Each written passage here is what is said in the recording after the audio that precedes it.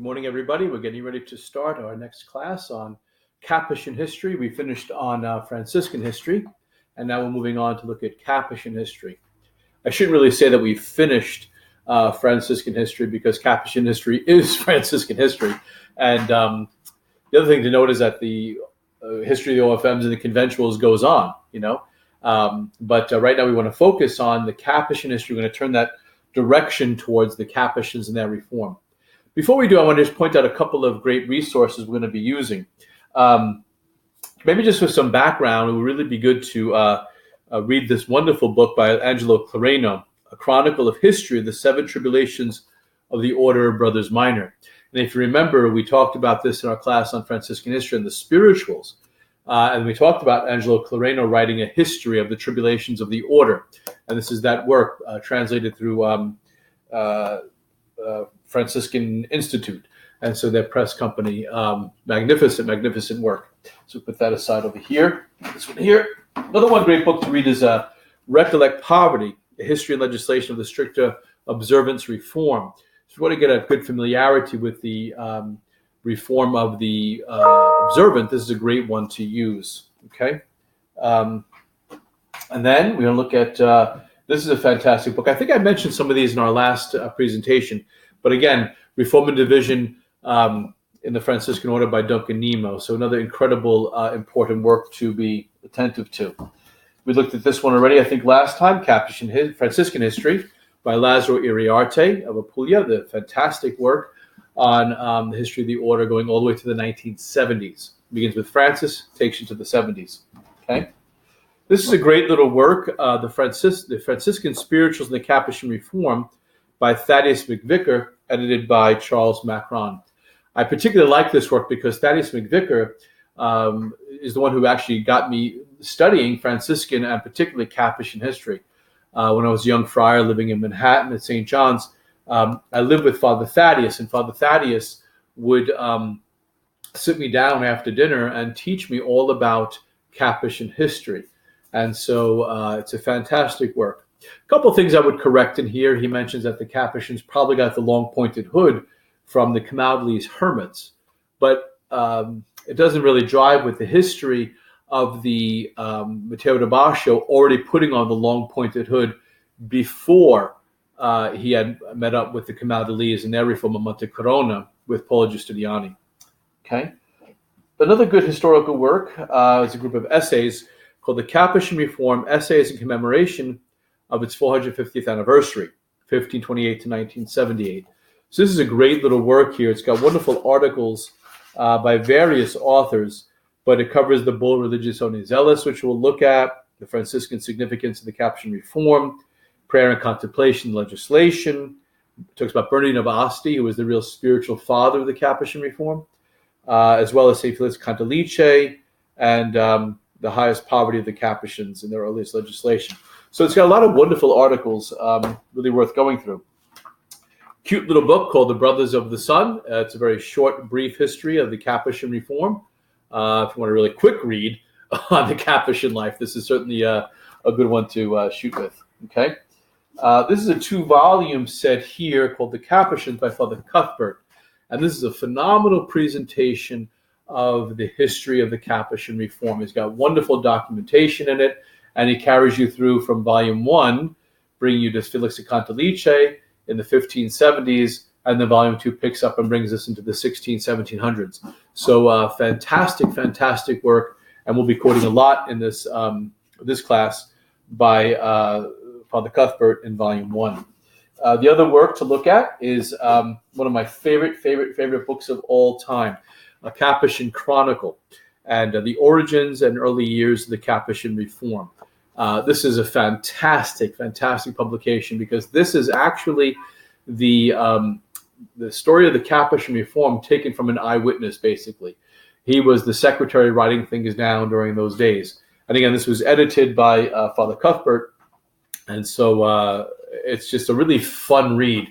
And because he's writing at the same time of the Reform, you get a bit of a bite to his writings, like he's feeling everything he's writing. It's not like when you're, reading a historian from years in the future who really wasn't involved. This fellow was involved, and he gets very personal particularly when we start speaking about Brother Bernardino of Aquino, which we will speak about. Didn't end well for him. If you thought Elias was bad, Elias had nothing in comparison to what Bernardino of Aquino did to the community. Oftentimes we just refer to him as Aquino, just easy because there's also a great hero, Saint Bernardino of Asti. But we'll see that as time goes on. What I want to do now to begin this class, I want to talk about the state of the order at the time of the end of the observant reform. And so Cuthbert basically sums up very well what happened during those last days of the Franciscan observant reform movement. And he kind of talks about what happened to the movement, where it came to, and why there was a need for the Capuchin reform. Why did they need a Capuchin reform only 11 years after the split with the document Ite Vos? Why was it necessary for the Capuchins to break away if the reform begun by Bernardine of Siena, John of Capistrano, James of the March, if it was so wonderful, why was there a need for yet another reform?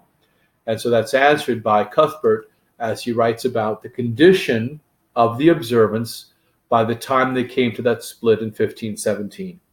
And so I beg your patience while I read this and ask you just to think about the condition of the order at the time and why the Capuchins needed to begin their reform. He writes, meanwhile, however, the observants, meaning 1517, that time period, the observants themselves had paid the price of that popularity which swelled their ranks.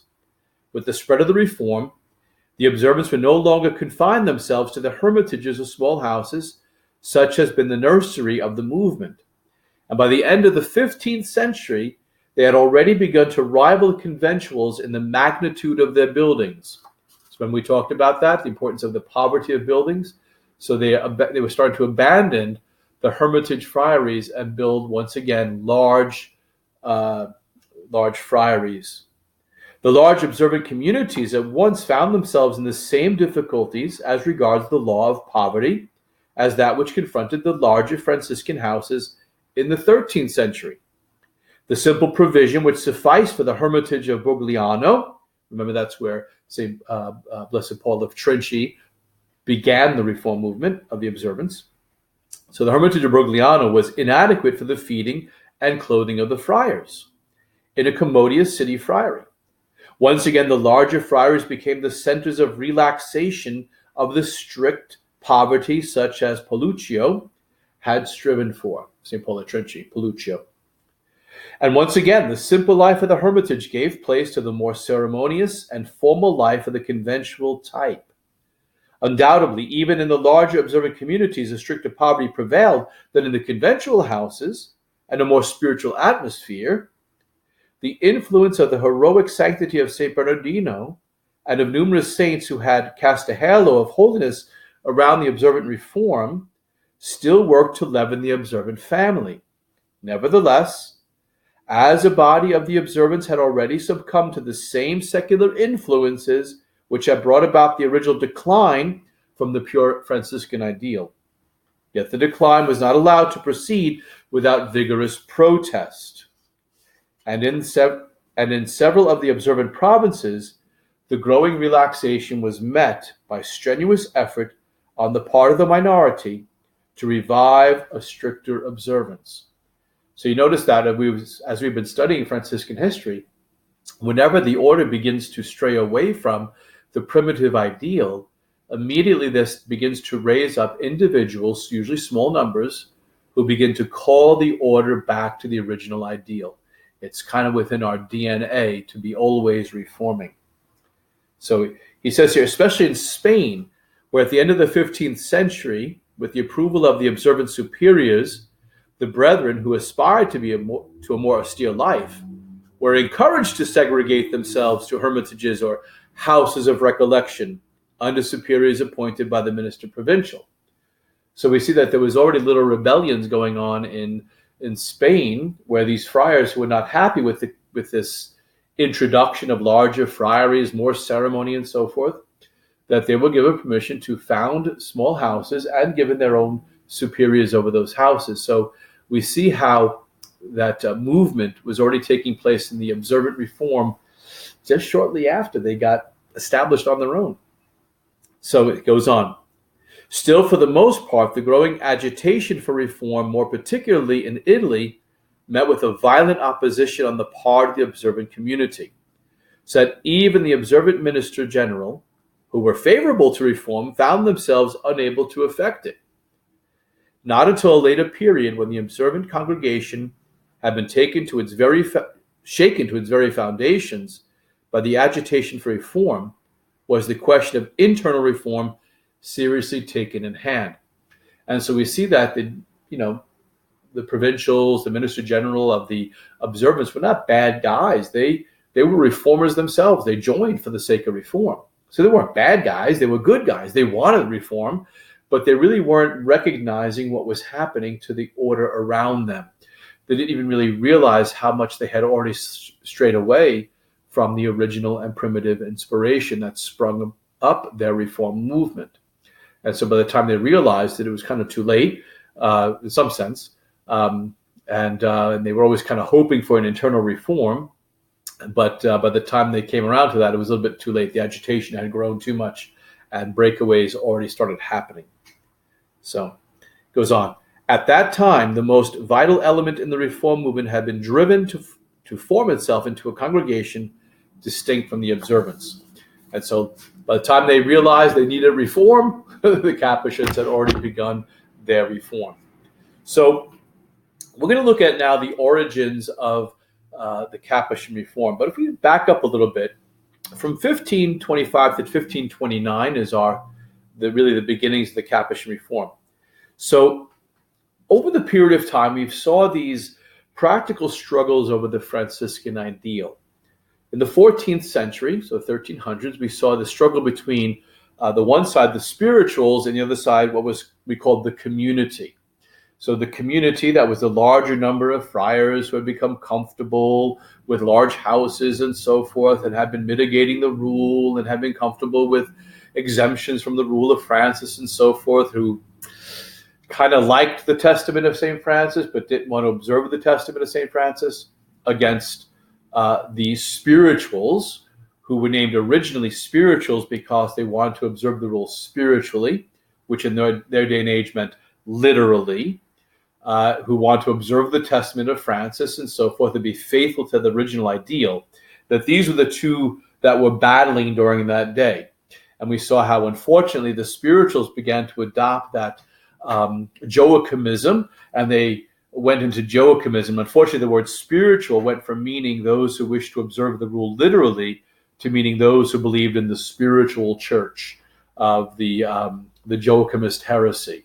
And so that kind of went spiraling down with that, and it petered out the spiritual reform itself.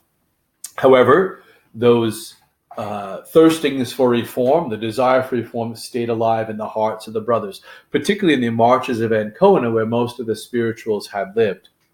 And so we see that in the 15th century, 1400s, is the battle between the observants and the conventuals.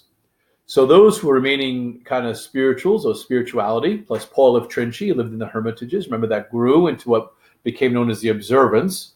And then you had the community became known as the conventuals, and had this battling from within of the observance, kind of led by Bernardine of Siena, against the community, who had become the conventuals, of how to live the life, which eventually came to that split in the 1517. And so in the 16th century, the early 16th century, just after that, 11 years after that, we began to see the split again, the fight again now between strict observance and regular observance. Okay? We had the split between a more lax observance of the conventuals from the regular observance of the observant friars. Now in the 16th century, we're going to see a split between the observance, the regular observance of the life, versus the strict observance. And so this becomes now the battle in the 16th century. The strict observance versus the regular observance. In a regular observance, you're going to have mitigations from the rule, but not as bad as the conventuals. The strict observance is going to say, no, basta così with these, mitigations from the rule. We're going to live the rule, period, end of story. And we're going to live it in the way that Francis wanted us to live it. So this is the battle of the 16th century. You almost can hear the revival of those spirituals from the 13th century, from the 14th century, kind of re-echoed again 200 years later in the 15th century. So the regular observance, as I said, accepts the rule to be lived, but it must be brought up to date with practical necessities in the apostolate. So you have the apostolate now.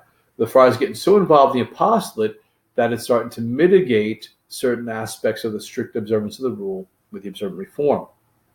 The strict observance, however, holds that the life, the words, and the testament of St. Francis are the only interpreters of the rule, that the apostolate needs to be curtailed or needs to be designed to fit in with the strict observance, as opposed to changing the life to fit for the apostolate. So it's a matter of how one does the apostolate. Is one going to change the life and the mind and the thoughts and the words of Francis to fit the apostolate, or is one going to tailor the apostolate to the strict observance? That's what it really came down to. It's this day, the same thing, we face the same things these days. We need this for the apostolate, we need that for the apostolate. Only if you're designing the life according to the apostolate. If you're designing the apostolate according to the life, then you'll do the apostolate with the priority of prayer, penance, poverty, minority, fraternity. Okay, we talked about this in the interview we did on the hierarchy of principles. And so the strict observance really sees the hierarchy of principles as prayer, penance, poverty, minority, community, then the apostolate, where a regular observance will actually lift the apostolate to be higher than some of those other principles. The conventual lifestyle, the lax observance, would bring it on the opposite, where the apostolate is first. Okay, so Duncan Nemo, in his book, I showed you that earlier here, this Duncan Nemo's book on the reform and division in the Franciscan order. Duncan Nemo really points this out really, really well. He takes a long time to say it in a very large book of over 600 pages. But again, he's really discussing the three different levels of observance. You have what he calls, and again, these are pejorative terms. It's not saying things like these things in order to insult the conventuals or insult the observance or to insult the Capuchins. It's not insulting words. These words are used as a way of trying to understand how each branch lives the rule of St. Francis. So he developed three categories of laxed, moderate, and strict. Laxed, moderate, and strict. And he categorizes communities according to how they live the rule and the testament of St. Francis, according to the mind of Francis. And so when he looks at a community to find out, well, do you use money? Do you receive money? Do you have animals for travel? He looks at the precepts of the rule as given by St. Francis. And, okay, do you follow it strictly? Do you follow it moderately? Or are you laxed about it? So those communities that were laxed, he basically calls lax. And the conventuals fall into that laxed observance. Again, not a pejorative term, not to put them down. It's just the objective evaluation of how they observe the rule. Then we look at the moderate observance. Okay, so what is a moderate observance? Those who hold to most of the precepts but have not gone to the point where they have just basically ignored the precepts. So that moderate observance of the life. And then we talk about the strict observance of those who follow the rule of St. Francis according to the mind of Francis and according to the testament as given by St. Francis himself. And so when you look at this over history, you would say that, well, the conventuals fall into the laxed observance. The observant reform falls into the moderate observance. And then we look at the Capuchins as being the example of the strict observance. Now, there are other examples of strict observance. If you look something like Pino d'Alcantara. Pino d'Alcantara, when he began his reform, he was very much on the strict observance side. They said that when he built the friary, the cells for the brothers were neither too long to lay down in, nor too tall, not tall enough to stand up in. So they were small little rooms with a little tiny window. The Capuchins had a little bit more arm room, a little more height room, but Peter of Alcantara was certainly among the strict observance of the reforms. If we were to take a moment today to look at some of the reform movements today, and that we see all over the world taking place, whether it be in England or Scandinavia or France or Italy or the United States of America or wherever it may be. You can look at this evaluation. You look at the work here of Duncan Nemo, and you go through this and you evaluate: are these communities laxed in their observance? Are they moderate, or are they strict observance? So in other words, you talk about reform movements. What makes it a reform movement? You would think that a reform movement would say, okay, a reform movement is a movement that's seeking to be strict, that's seeking to observe the rule strictly, and to follow the precepts of the rule as St. Francis had it. No reception of money, no keeping of money, and so forth. All the other precepts that are there in the rule. Certainly if we look at some of the major orders today, whether it be the OFMs, the Capuchins, the conventuals, or, it's pretty obvious where they fall in the line of whether they're strict, moderate, or laxed. I think that it speaks for themselves. When religious orders who profess poverty have, Franciscan poverty at that, have bank accounts, holdings, finances, own stocks and so forth in the stock market, it says a lot about where they stand on this level of strict, moderate, or laxed. But even some of the reform movements, they may not own stocks and so forth, but could have very large bank accounts, or even the use of money in such a way that, can you really say that you're poor as a community? And again, this is the difference between monastic poverty and mendicant poverty. Most religious orders today, many reform movements, follow what we would call a monastic poverty, is that the community owns everything, but the individual friars don't have a right to any of it, like a monastery. Where Franciscan poverty, mendicant poverty, was always the community owns nothing, particularly strict observance, particularly Capuchin observance. The community owns nothing and has nothing. And so we're talking about, reform. Is it just reform in the sense we're faithful to the church and the teachings of the church? Or is it a reform in the sense that we're faithful to the rule, and the rule is primary? And you'll see this by how a community writes their constitutions. So for the Franciscans, the rule of St. Francis is the kernel. It's what we live by. And you can write your constitutions and be approved by the church. So it's not bad in that sense. The church will approve it. But you can write your constitutions where the rule is simply a foundation for the constitutions, and you actually observe the constitutions, which then make mitigations for ownership of property, ownership of money, not paying the full office in common and so forth. And, you can have a constitution that mitigates the rule and be approved by the church. Not saying it's bad, just saying you be approved. Or you can write your constitutions as a fence to protect the rule. And that's much, much different. Are the constitutions written to mitigate the rule? And if so, then you're going to be living either a regular observance, or either a moderate or a laxed observance, depends on how much you mitigate. Or you can write your constitutions to protect the rule, that support the rule, so that the rule would be lived. And that would make you a strict observance. Okay, so it all depends upon, in our day and age today, how those constitutions are written. And we'll see how the Capuchins, after experimenting with the Albuquerque constitutions for a short time, moved to the Capuchin constitutions, the 1536 constitutions, because there would be a way of creating the fence around the rule, or as they call it, the unconquerable Tower of David. What a great phrase for the constitutions. The unconquerable Tower of David, that's meant to protect and defend the rule that St. Francis himself wrote. And so so that's kind of the background for this class we're going to be looking at. So in regards to observance. So We're now in the 15th century, 16th century, the 1500s. We're now in the 1520s. And there's a provincial of the Marches of Ancona, that territory of Italy, whose name is Giovanni da Fano.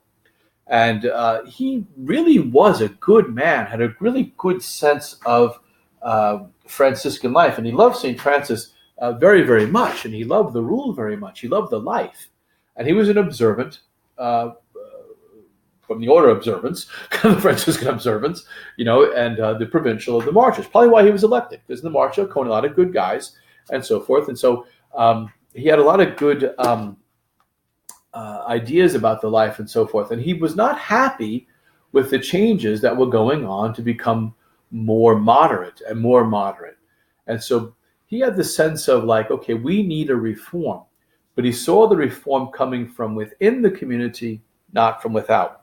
And so we have a little bit about him in the Capuchins, Volume 1. So read a little bit about Giovanni da Fano, John of Fano. So it says, let's see. Whoops, wrong page. Here we go. 35. Here we go. All right. So as minister provincial, he had to set himself to enforce a more austere observance of poverty and the regular discipline. But Giovanni da Fano had two fast principles. The one, that the law is accepted by the order, by which he understood the rule as interpreted by papal decretals, and modifying dispensations should be rigorously observed. So, he believed in the reform movement they had, and that there were these things that were given that should be observed rigorously. Okay? No private or canonical relaxations being allowed. So he really was strict in that sense. So his second principle, that any attempt at reform or stricter observance should be made within the common life of the community and under the guidance of the superiors, so that the effective unity of the order should be maintained. So he did want reform, but he wanted it from within. And as you saw already from all the 300 years of the Franciscan history we already talked about, that usually doesn't happen. The Dominicans do internal reforms. Franciscans, we always do external reforms, right? And Giovanni da Fano will learn that real soon. But anyway, he did not believe in liberties which allowed individuals or communities to separate from the common observance. Rather, he would work that the common observance itself should be made stricter. Any individual or sectional movement he regarded as treachery to the entire order at large. So he felt that separating from the community, from the observant reform, to initiate any other reform movement or some stricter house, he was avidly against it, because he said reform has to happen from within. So he held such movements as being against what the order wanted. And so he was not happy with how the community had become so lax in itself. He had a real zeal for the life, a real zeal for the Franciscan rule, a real zeal for the observance. He just didn't have that, the ability to make it happen from within, even as provincial. He wanted it, but couldn't really pull it together. Okay? So we move on here to talk about a fellow by the name of Brother Matteo da Bascio. Matteo da Bascio, who died in 1552. So we're talking now, we're in 1525, so he lives to 1552. So Matteo da Bascio was a young priest with little education. And so he was no more than 30 years old when he enters into the pages of history.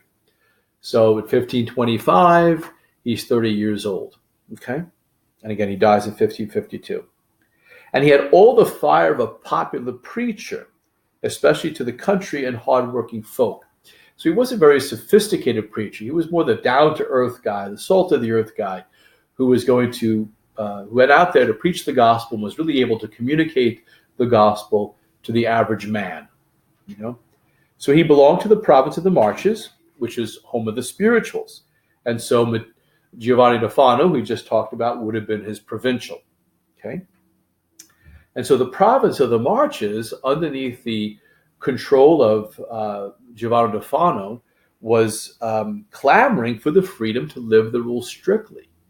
there was a group of friars who really wanted to observe the rule very strictly in that province. And as I mentioned, John da Fano wanted that, only had so much authority and so much power, but didn't want it happening from without. Okay, he was trying to hold things together. Because you got to remember, when you're a provincial, you have all these guys. You might have a group of guys clamoring for reform, but then you got another group of guys who are clamoring for relaxation.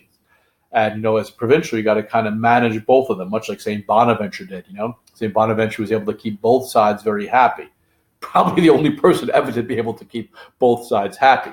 And so, John da Fano was trying to keep both sides happy. And certainly Matteo da Bascio sided with that call for the stricter reform.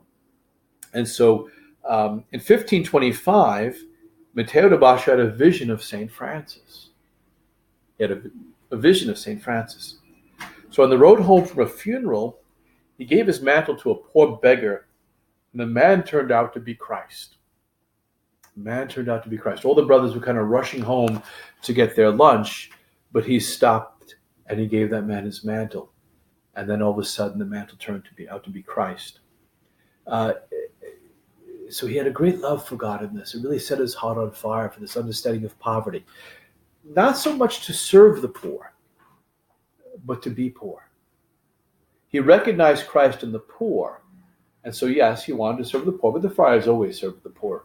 Even the big friaries in the city served the poor. But when he saw the poor Christ, it wasn't that he wanted to serve the poor Christ as much as it was he wanted to be poor with Christ. Just like St. Francis, to be poor with Christ, not to be the one simply, it wasn't just simply to serve the poor. Important, and he was a great servant of the poor, which we'll see, but he wanted to be poor. So he became known as a great man of charity to Matteo da Bascio. The people knew that in spiritual or temporal need that they could call on Matteo. So not only was he a man seeking to be poor with the poor Christ, but he was also continuing to serve Christ and the poor. Okay?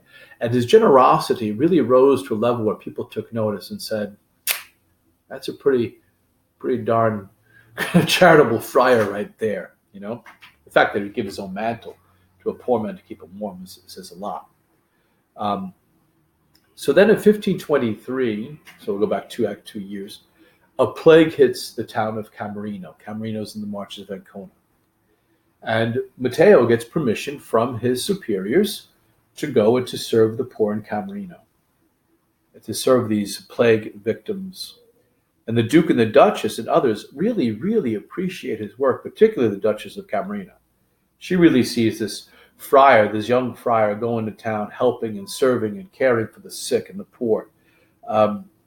And they wanted to honor him, the Duke and the Duchess.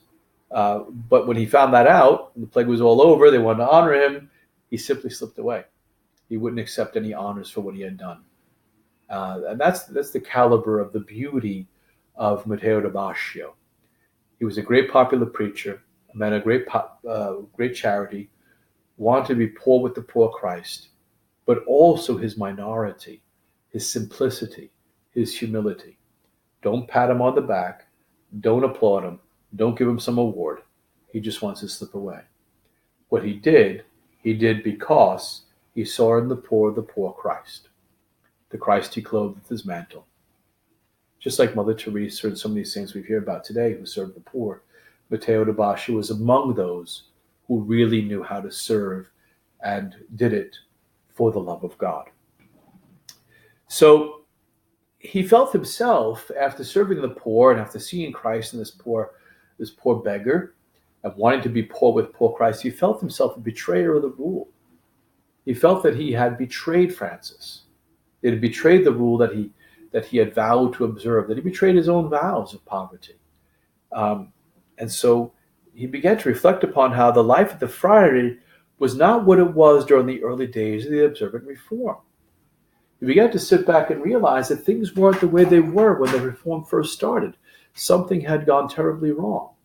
And he very much wanted those early days of the reform.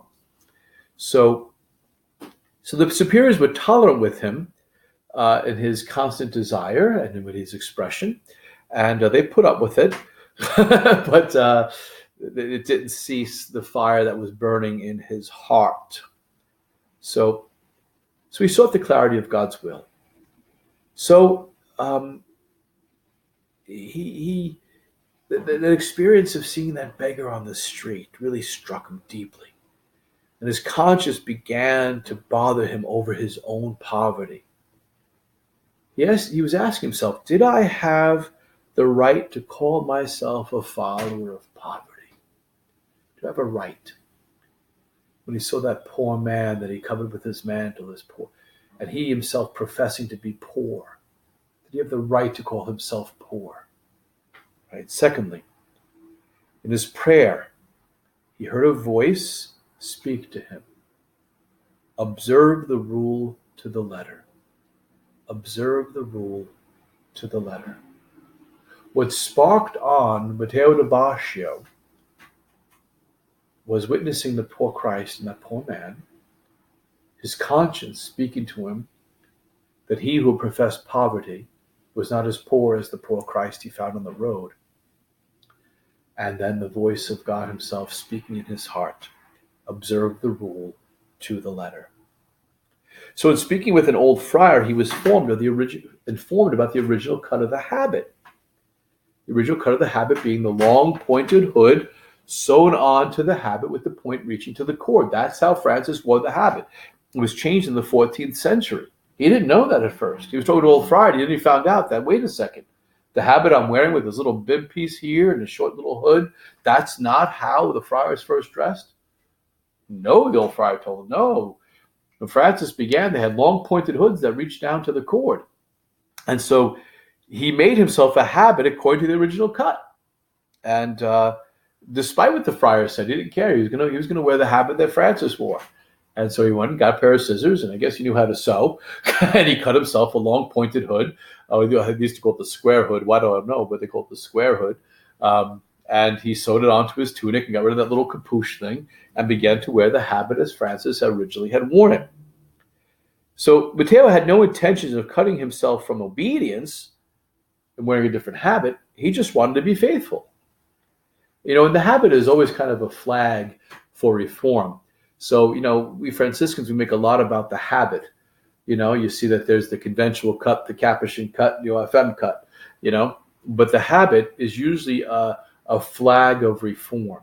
So whenever they start changing the habit, whether it be the texture and going from a light, silky material or cotton to going to wool, or whether it be to putting on the long pointed hood, it signifies a reform. It signifies a movement towards stricter observance. So in the middle of the night, Matteo da Bascio snuck out of the friary in order to go to Rome so as to receive permission from the Holy Father to live the rule, to live it radically, to live it in the manner in which Francis did. So here he is, leaving in the middle of the night, out from under obedience, to go see the Pope in order to have permission to actually live what he professed, to live the rule. So, but not having permission from his superiors, he made himself a fugitive from obedience. So kind of a two-edged sword, He's going to seek obedience, but he's doing it with disobedience. So Matteo was kind of caught in this middle. But he felt that it was his personal duty to go and get this permission from the Pope to live the rule that he had professed. So Matteo goes to Rome. And he was almost captured by the observance. So they knew he had left, so they sent a little delegation out to get him. So while going to pray at the tomb of St. Peter's in Rome, he was accosted and asked what he was doing. And informing the man that he was there to see the Pope, the man took him to the Pope. Now, some believe that the person who accosted him and said, "Hey, what are you doing?" Was actually sent to him by the Duchess of Camerino. That the Duchess of Camerino so much cared for Matteo da Bascio and knew what he was up to. So she sent a little entourage to go and find him and introduce him to the Pope.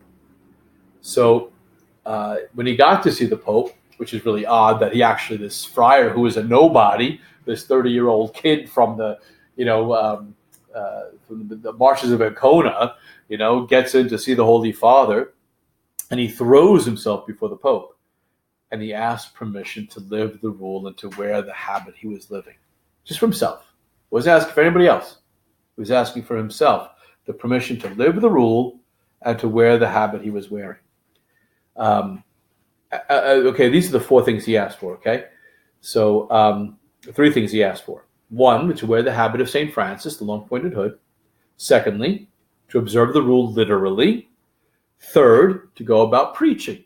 And then the Holy Father said yes on one condition, that he present himself to the minister provincial at chapter. Okay? So he was given permission. He could wear the habit with the long-pointed hood. He can go about preaching. He can live the rules strictly, so long as he appeared before his provincial at the provincial chapter every year. He was told to come back the next day to get the papal letter saying that he could. Typical Franciscan. We don't really care much about paperwork. We don't really care much about that stuff. Matteo basically decided, no, I'm not staying. I'm going. He was advised by a friend that he did not need the written permission. The verbal was enough. Kind of like when the Pope gave St. Francis the verbal permission for the rule of 1209. There's nothing written in that decree. It was verbal permission. So Matteo had his verbal permission to begin to live himself a reform movement. So most believe that Catherine of Cibo, again, the Duchess of Camerino, who was at Rome at the time, arranged that meeting for the Pope, and the accosting man was one of her messengers.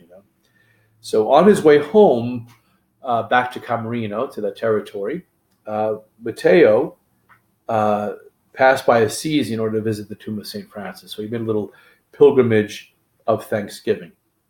Okay? I'm sorry, he wasn't going back to Camerino. He was going back to Montefeltro, where he lived. So when he got back to Montefeltro, he began to preach. And he went to towns calling out. This is how his service began. He went a little kick. Imagine if I walked into a pulpit and preached this way, right? This is how he went about preaching. I guess it's easier when you have an entire Catholic nation like Italy, right? But he'd come in yelling, to hell you usurers, to hell you adulterers, to hell you blasphemers, right? If I did that today, I'd be taken out of the ministry, right? Here he is, his Matteo. He goes into that town and he just starts blasting, and people responded. They responded to his preaching. It was very down to earth, right where the people were at. Took it right home to them. And so, I just finished this section. 1225, April that year, there's the provincial chapter. And so he stayed far from the observant friars, afraid they would make him go back. He was supposed to present himself and didn't. And so he was in violation of the decree of the Pope. But also, he was also in violations of previous popes, particularly Leo X, in wearing a habit other than that of the community. And he was also traveling outside of obedience. Even though he had the obedience of the Pope, he was traveling outside the obedience of his provincial. He was preaching without authority of his provincial. Although he had the authority of the Pope to go preaching, he didn't have it of his provincial. And so he was being seen as basically a renegade. And he should have gone to the chapter, but he didn't, because he was afraid that they wouldn't believe him, even though he had this oral permission. So Giovanni da Fano went and got him. So the minister provincial, Giovanni da Fano, got Matteo, put him in prison in the Friary of Furano, and inflicted penances on him. And Matteo, being the docile character that he was, he took it in stride. He accepted it. We talk about John of the Cross. When John of the Cross began his reform, he was also imprisoned by the friars. It's much after Matteo da Bascio, about 40 years later. But Matteo was put in prison because he started this reform. Now, remember I told you, Catherine of Cibo, the Duchess of Camerino, sent him up to see the Pope. She, took care of him. She was always, she loved the way he took care of the poor and the sick during the plague. And so she steps in. So news of the imprisonment reached Lord Ranuzio Ottino, the husband of Donna Amelia, the daughter of Catherine Cibo, the niece of Pope Clement VII. So the Duchess of Camerino is also the niece of the Pope, which is what gave her the in, right? So Ranuzio Ottino was married to Donna Amelia, who was the daughter of Catherine of Cibo. So Ranuzio hears about what happened to Matteo, goes to his mother-in-law and tells her, hey, you know that priest you like, Matteo da Bascio? Well, guess what? The provincial, Giovanni da Fano, is keeping him in prison. And Catherine loses it. Catherine is not happy with this whatsoever. She informs Giovanni da Fano, John da Fano, that he had 3 days to release Matteo. I want to read this to you because it's quite funny. This is the power of the niece of the Pope. People say that women don't have authority in the church. Yeah, well, they never met Catherine of Cibo. This is what she writes. I give you 3 days.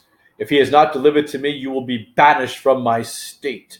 And I will write to his holiness and let him know of what little account you hold his commands. Know well that his holiness has given and conceded to Fra Matteo the license to go about preaching and to wear the habit with the capuch. And you would hinder the will of God as his holiness has declared it? But many words are not needed. Do as I have said and save me from carrying this further. Like, that is a woman of power. Do it or else. Needless to say, Matteo was immediately released from prison and sent to Catherine's palace, where she kind of nursed him back to health a bit after being imprisoned, and then he once again went out preaching.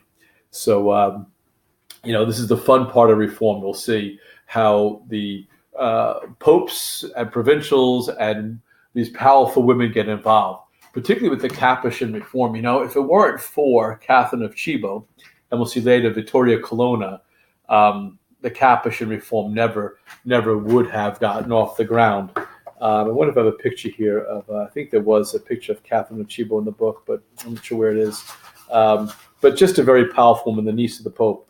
So anyway, we're going to pick up again tomorrow on this. So we see the beginnings of the reform movement happening as we see Matteo da Bascio starting the revolution, stirring the waters. But again, he only has permission for himself right now. He doesn't have permission for anybody else to wear the hat with the capuch. He doesn't have the permission to receive novices.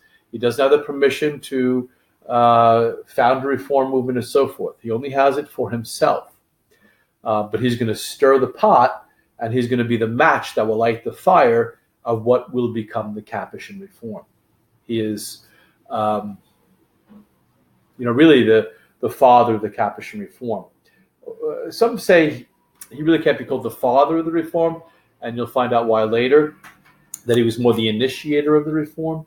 But technically, he's the father of the Reform. It never would have happened had Matteo not taken those brave, bold steps to go out and to try to begin to live the strict observance personally and get the permission from the Pope, which Catherine obtained for him, to start this reform movement in motion. Okay? So pick up tomorrow. We'll talk about Francesco de Cartocetto and two infamous characters, Ludovico and Raffaele Sforzombrone. So if Matteo da Bascio was the match that began the reform, Ludovico Sforzombrone and Raffaele Sforzombrone, two blood brothers, will be the fire that sets everything up in flame. And I do mean that in a good way. All right, I'll pick up tomorrow. God bless you. Mary keep you. In the name of the Father, and the Son, and the Holy Spirit. Amen.